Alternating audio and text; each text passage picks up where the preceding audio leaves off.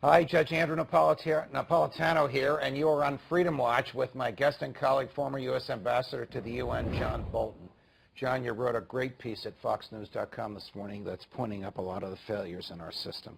So I want to talk to you about a couple of them. One of the most telling things in that piece was there are probably thousands, maybe millions of lone wolves in this country.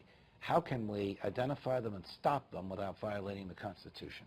Well, I think the place to begin is to understand that a lot of the so-called lone wolves or self-radicalizers are in fact in communication with ISIS and other terrorist groups. The terrorists have become masters of digital communication, right, and their ability to persuade and mobilize people. So I think consistent with the Constitution, but recognizing that in my view we're in a war paradigm, not a law enforcement paradigm, I think you've got to look for other indications that these people are planning criminal acts, that they're accumulating firearms, that they're frequenting places where there are not just radical statements made, but calls to do things like kill people, destroy property.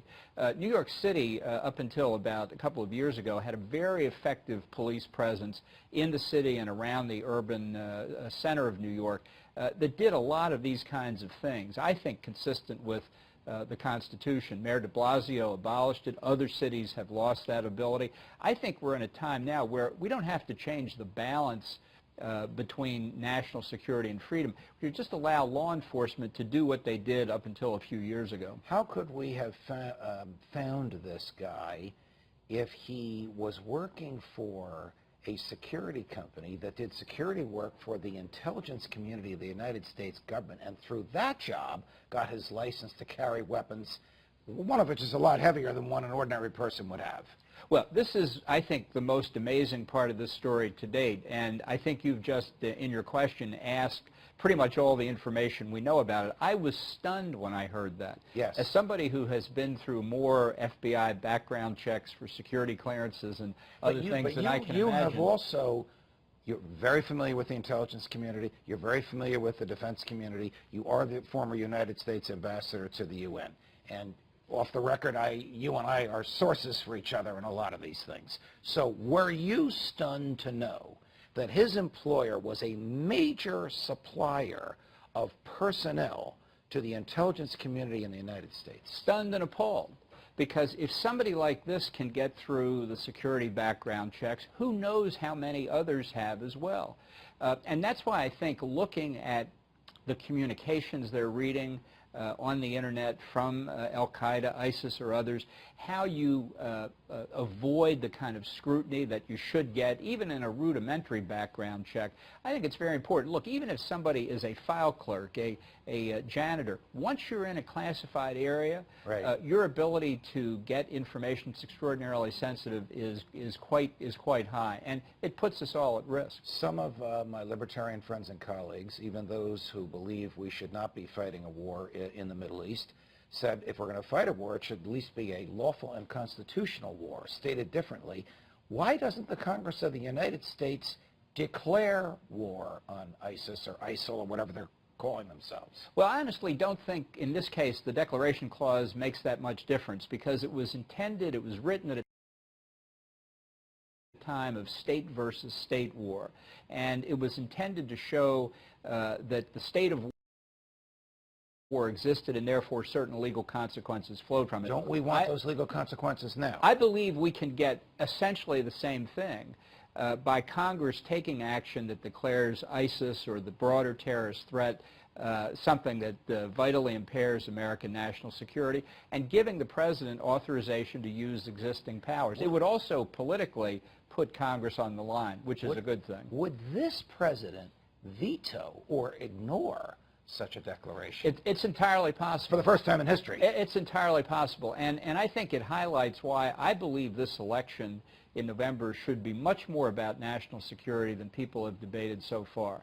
We have really existential questions to discuss here about the safety of the country. And I hope all of our libertarian friends know that Adam Smith in The Wealth of Nations said the first duty of the sovereign is to protect the society against the violence of other societies. And that's what we face now. Understood. John Locke would have said to protect our rights as well as our property and our bodies, but they're on the same They're on the same page there. Is Hillary Clinton running to the right of Donald Trump on these issues? I do not believe so. Especially given her bellicose behavior, failure, but bellicose, in Libya and Syria as Secretary of State. I don't think she is. I think she is an ideological clone of Barack Obama. I believe that's true on domestic policy as well as international policy. I'll give you two quick reasons why I think this way. Please. Number one, she was a year ahead of me in law school along with her husband. Don't tell me you knew her. So I like to say I've been burdened with them 20 years longer than the rest of the country. She was a radical then. I think she's a radical today in her heart. Number two, I very carefully read her memoir, Hard Choices, about her 4 years as Secretary of State. 600 grindingly tedious pages. And I went through it with an especial eye to see where she distinguished herself from Barack Obama. And that's the place to do it. It's her memoir. It's her words. It's her timing.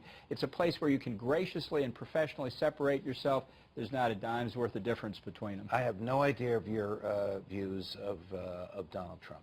Can Mrs. Clinton get elected, saddled with the Obama legacy, in light of this tragedy in Orlando? You know, it is a tragedy, but it's a political year, and there's nothing more important for the American people to debate than their own safety.